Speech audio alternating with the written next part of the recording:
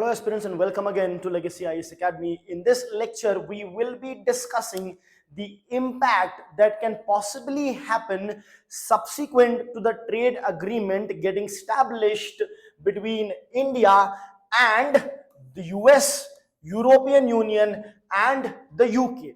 So why are we discussing this? Because of course, India is in talk with respect to the free trade agreement with US, UK and the European Union. So we'll see once that agreement is in effect, what impact it can have. And at the very end of the lecture, we'll also be going to see the different kinds of agreements, the trade agreements that are present. For example, the preferential trade agreement, the free trade agreement, the common union market, common market, etc. What are they and how they are different? So let's get started.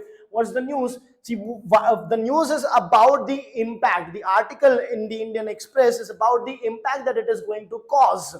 Now, because of the impact, we have to understand where are we with respect to that and how can we tackle the impact that is going to happen.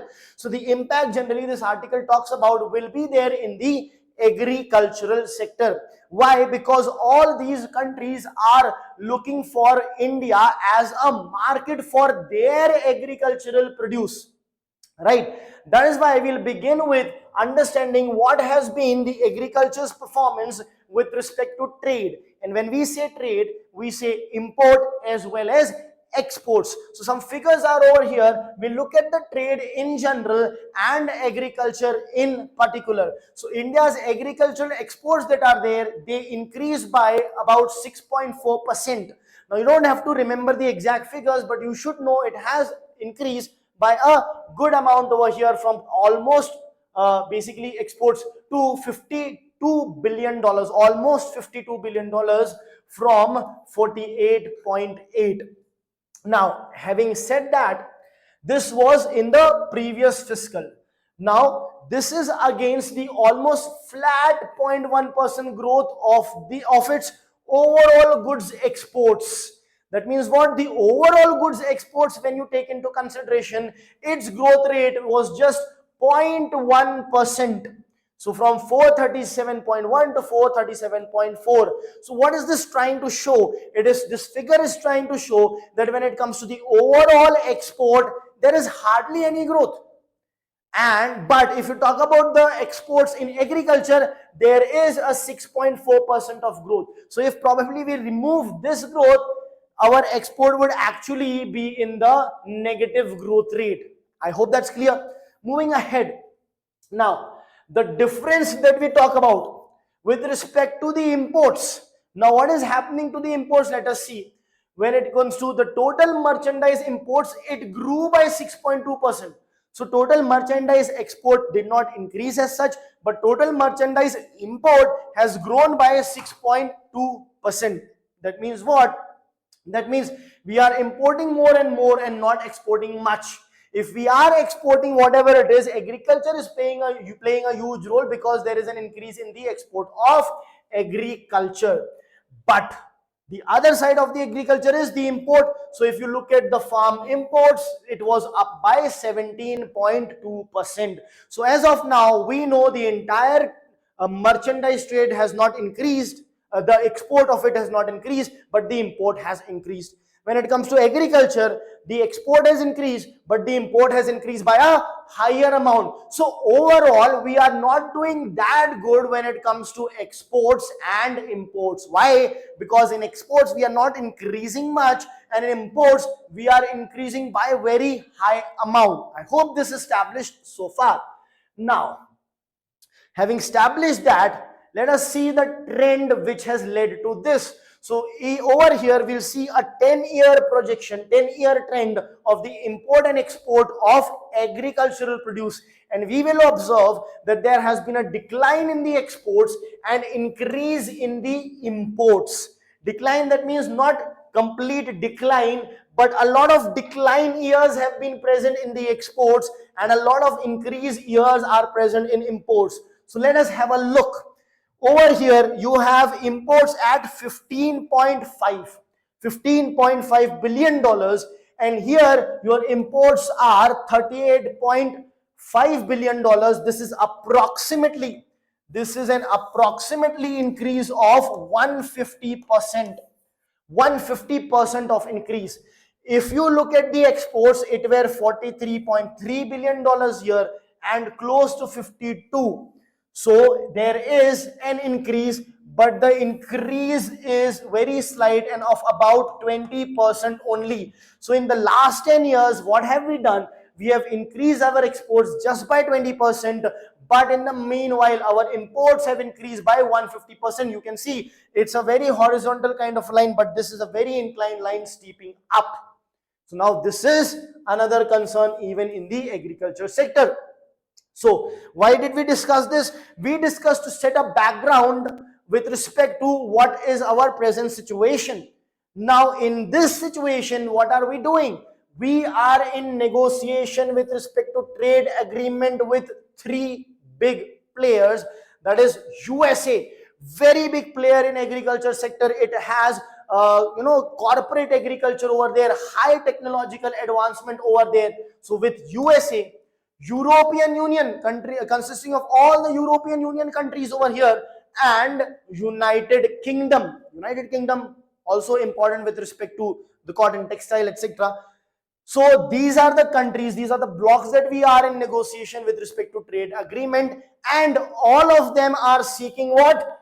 Trade reductions as well as greater market access. Now this would have been fine, it would have been general, but specifically, generically yes, but specifically they are looking for this with respect to their agricultural products. And as we have seen in agriculture also, what has happened, import has increased by 150% and exports just by 20%. And now here we are about negotiating the trade agreement with these countries which want further reductions and more market access with respect to their agricultural product itself, right? Now, so that will be a concern for India. Now, if we have to look at the main exports of agricultural produce from India, then marine products top the chart. So marine products top the chart, but if you look at it, there have been an increase, but again a decline. So again we are back to less than the 2021-2022 figures over here. If you look at the cotton, in fact, if you look at cotton, that is raw cotton. Now in raw cotton in 21, I believe this is 21, yes. In 21-22 we were over 2,186. Now we are less than 1/3. Not just that, we have now become a net importer of raw cotton. So the situation is not that good. And some of the things, if you see, have risen. For example, coffee have rose from 1,000 to 1,800. However, this 1,800 is less than what export was there in 2013-14. Right? So this increase is there, but it is still lesser. These levels are still lesser than the levels of 2013. So this is the issue India is facing as far as imports are concerned. So in imports, we are importing quite a lot. In fact, remember, cotton from a net exporter, we have become net importer of it. Right? I hope that is clear. So these are the lists which is very, very important. Now, this particular analysis, etc., will help you a lot in mains. This is also going to help, but this is more so targeted towards the prelims preparation. Now, the degree of integration with respect to the country. So we will see what all degree of integration exists and what all agreements consist of what. So the very first thing is the preferential trade agreement.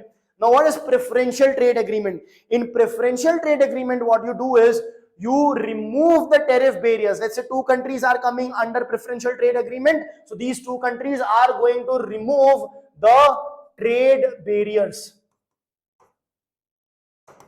Right? So this is preferential trade agreement. In free trade agreement, what happens is, in addition to removing the trade barriers, the non-tariff barriers, or let's say the tariff barriers, in addition to removing the tariff barriers, the non-tariff barriers are also removed from over here. So free trade agreement is a higher integration. As we are moving from here to here, integration is going to a higher degree.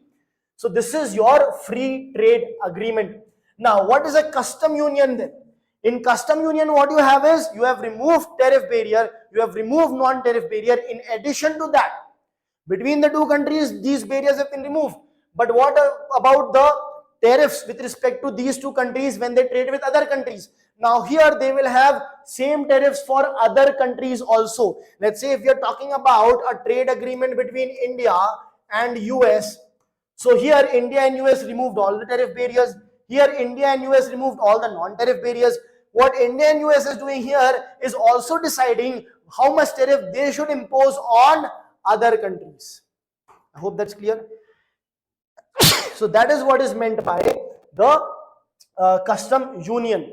Now comes the common market. In common market, what you do is, you not just allow the movement of the goods and services, but also the movement of the people will also be allowed over here. Now, so this is the common union, more integration. Then comes the economic union. In economic union, what you do is, basically here you will have similar policies, similar economic policies as well.